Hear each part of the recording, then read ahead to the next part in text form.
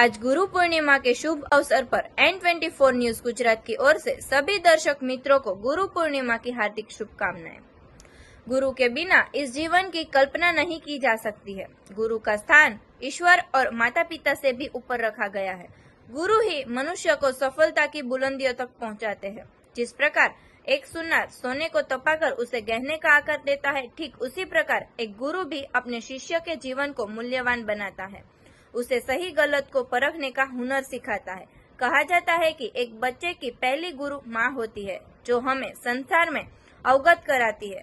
वही दूसरे स्थान पर गुरु होते हैं, जो हमें ज्ञान व भगवान की प्राप्ति का मार्ग बताते हैं। इस बार गुरु पूर्णिमा 21 जुलाई 2024 रविवार को है। आषाढ़ माह के शुक्ल पक्ष के दिन गुरु पूर्णिमा का पर्व मनाया जाता है। गुरु बिन ज्ञान न उपजे, गुरु बिन मिले न मोश, गुरु बिन लखे न सत्य को, गुरु बिन मिटे न दोष। गुरु ब्रह्मा गुरु विष्णु गुरु देवो महेश्वरा, गुरु साक्षात परब्रह्म, तस्मै श्री गुरुवे नमः।